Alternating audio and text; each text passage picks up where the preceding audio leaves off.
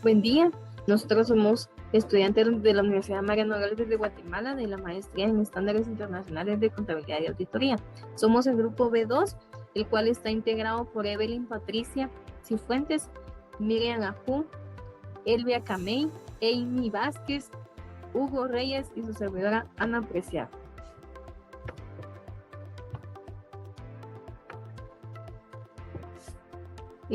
La NIC 21, efectos de las variaciones en la tasa de cambio de la moneda extranjera, de su párrafo 27 al 51,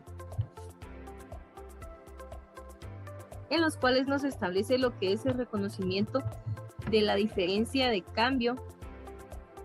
En el párrafo del 27 nos explica que la aplicación de contabilidad de cobertura requiere que la entidad contabilice algunas diferencias de cambio de una manera diferente al tratamiento de diferencias de cambio establecidos en esta norma.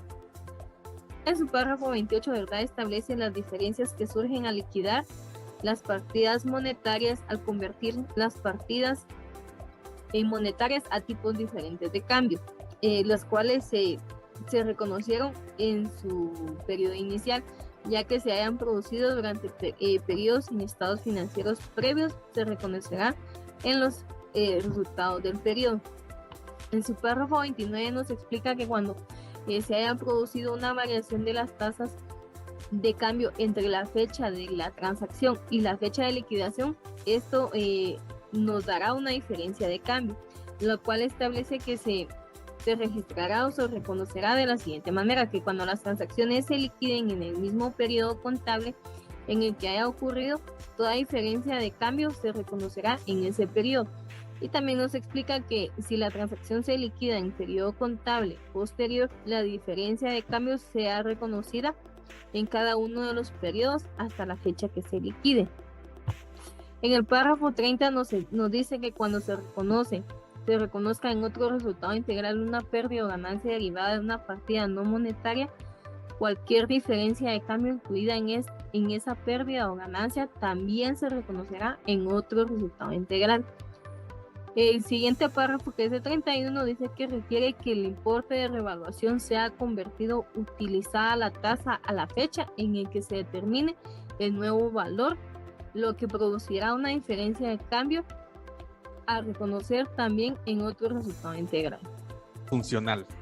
Cuando se produzca un cambio en una moneda funcional, en una empresa aplicará procedimientos de conversión, siendo estos aquellos que identifican de forma oportuna si se han producido cambios en transacciones, sucesos y condiciones importantes para una entidad, por ejemplo, los precios de venta, los costos que influyen en la mano de obra, los costos de materiales, y si se han adquirido aquellos fondos para actividades de financiación. En el párrafo 37 también explica el efecto de un cambio en una moneda funcional y que será contabilizada de una forma prospectiva partiendo de la fecha en que se realice dicho cambio. Utilización de una moneda de presentación distinta a la moneda funcional. En el párrafo 38 de la NIC 21 nos habla acerca de la conversión a la moneda de presentación y nos indica que la entidad puede presentar sus estados financieros en cualquier moneda. Si la moneda de presentación difiere a la moneda funcional, nos indica que ésta deberá convertir sus resultados y su situación financiera a la moneda de presentación elegida. Acá tenemos un pequeño ejemplo. Tenemos lo que es la empresa A, B, C y D. La empresa A es la controladora, se encuentra en Guatemala, su moneda funcional es el quetzal. La empresa B, C y D son subsidiarias, una opera en El Salvador, su moneda funcional es el dólar. La empresa C opera en México, su moneda funcional es el peso mexicano, y la empresa D opera en España y su moneda funcional es el euro. Acá nos indica la norma que deben de convertir sus estados de resultados a la moneda de presentación elegida. En este ejemplo, pues la moneda de presentación elegida sería el de Guatemala. Entonces, tanto las subsidiarias pues debe de convertir esos estados financieros a la moneda de presentación elegida, que sería el quetzal. Asimismo, nos indica cómo debemos de realizar los registros cuando una economía es no hiperinflacionaria. Nos indica que tanto los activos y pasivos deben de utilizar la tasa de cambio al cierre. Asimismo, los ingresos y gastos se debe de tomar lo que es la tasa de cambio de la fecha de la transacción. El patrimonio nos indica que debemos de tomar la tasa de cambio igual a la fecha de la transacción, y la diferencia de cambio pues lo vamos a reconocer en el otro resultado integral. Nos indica de igual forma cómo debemos de realizar los registros cuando una economía es hiperinflacionaria. Tenemos que los estados financieros deben de ser reexpresados. Aquí debemos de aplicar la NIC 29. Así también los activos y pasivos se deben de tomar lo que es la tasa de cambio de cierre. Los ingresos y gastos debemos de tomar lo que es la tasa de cambio de cierre, y el patrimonio también se toma lo que es la tasa de cambio de cierre. Conversión de un negocio en el extranjero. En el párrafo 44 nos indica que al convertir a una moneda de presentación los resultados y la situación financiera de un negocio en el extranjero, como paso previo a su inclusión en los estados financieros de la entidad que informa, ya sea mediante consolidación. Se aplicarán los párrafos del 45 al 47 y además de los establecidos ya vistos en el párrafo 38 al 43. En el párrafo 45, la incorporación de los resultados y la situación financiera de un negocio en el extranjero a los de la entidad que informa seguirá los procedimientos normales de consolidación, como por ejemplo la eliminación de los saldos y transacciones intragrupo de una subsidiaria, según la NIF 10 de los estados financieros consolidados. No obstante, un activo o pasivo monetario intragrupo, ya sea a corto o largo plazo, no puede ser eliminado contra el correspondiente pasivo o activo intragrupo, sin mostrar los resultados de la variación en las tasas de cambio dentro de los estados financieros consolidados. Esto es así porque la partida monetaria representa un compromiso de convertir una moneda en otra, la que expone a la entidad la información de una pérdida o una ganancia por la fluctuación del cambio entre monedas. De acuerdo con esto, en los estados financieros consolidados de la entidad que informa, esta diferencia de cambio se reconocerá en el resultado o si se deriva de las circunstancias descritas en el párrafo 32. Se reconocerá en otros resultados globales y se acumulará en un componente separado del patrimonio hasta la disposición del negocio en el extranjero.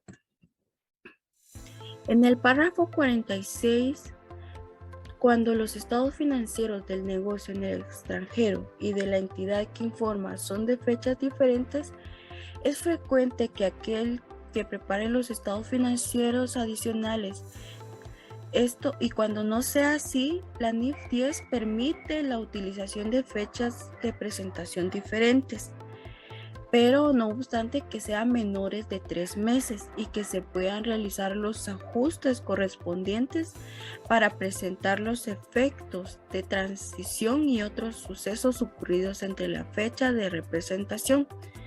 En tal caso, los activos y pasivos del negocio en el extranjero se convertirá a la tasa de cambio de la fecha de cierre del periodo sobre el que se informa el negocio en el extranjero. Se practicarán también los pertinentes ajustes por las variaciones significativas en la tasa de cambio hasta el final del periodo sobre el que se informa. De acuerdo a la NIF 10, este mismo procedimiento se aplicará en el método de la participación de la asociación y negocios en conjunto, de acuerdo en lo que indica la NIC 28.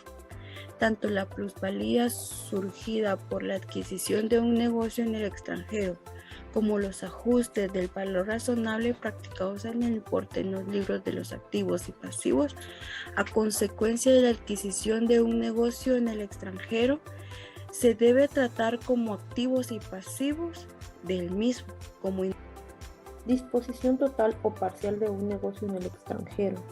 El importe acumulado de las diferencias de cambio relacionadas con el negocio en el extranjero, reconocidas en otro resultado integral y acumulados en un componente separado del patrimonio, deberá reclasificarse del patrimonio al resultado.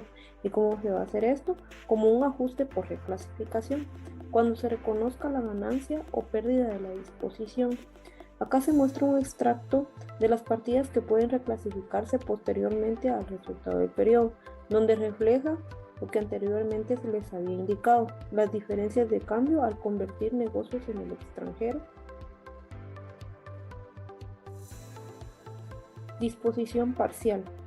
En la disposición parcial de una subsidiaria que incluye un negocio en el extranjero, la entidad volverá a atribuir la parte proporcional del importe acumulado de las diferencias de cambio reconocidas en otro resultado integral a las participaciones no controladoras en ese negocio en el extranjero, que quiere decir que es únicamente la parte proporcional se va a atribuir de las diferencias de cambio. Una disposición parcial de la participación de una entidad en un negocio en el extranjero es cualquier reducción de la participación de una entidad como propietaria en un negocio en el extranjero. Efectos impositivos de todas las diferencias de cambio. Las ganancias y pérdidas por diferencias de cambio en las transacciones realizadas en moneda extranjera, así como las diferencias por conversión de los resultados y la situación financiera de una entidad, incluyendo también un negocio en el extranjero, a una moneda diferente, pueden tener efectos impositivos y estos se van a contabilizar de acuerdo a la NIC 12 de impuesto a las ganancias. Esto ya nos está hablando de impuestos que pueden incurrirse por las ganancias y las pérdidas que puedan ocurrir en las transacciones de moneda extranjera. Información a revelar. La NIC 21 nos dice que debemos de revelar los importes de las diferencias de cambio que hayan entre la fecha. También debemos de revelar una conciliación entre los importes al principio del periodo y una al final del periodo del que se está informando. Según la NIC 21 también nos dice que debemos de revelar la moneda de presentación y que cuando sea diferente. Debemos de revelar en los estados financieros que cumplen con NIC y su método de conversión cuando haya una moneda extranjera. También la identidad de la moneda y debemos de revelar la razón por la que estamos usando una moneda diferente. Y nos dice la NIC 21 que cuando se presenten estados financieros en una moneda diferente de su moneda funcional y que no cumplen con NIC, debemos de revelar en primer lugar, identificará claramente la información que cumple con NIC. 2. Revelará la moneda en que se presenta la información complementaria y la moneda funcional de la entidad y el método de conversión que estemos utilizando.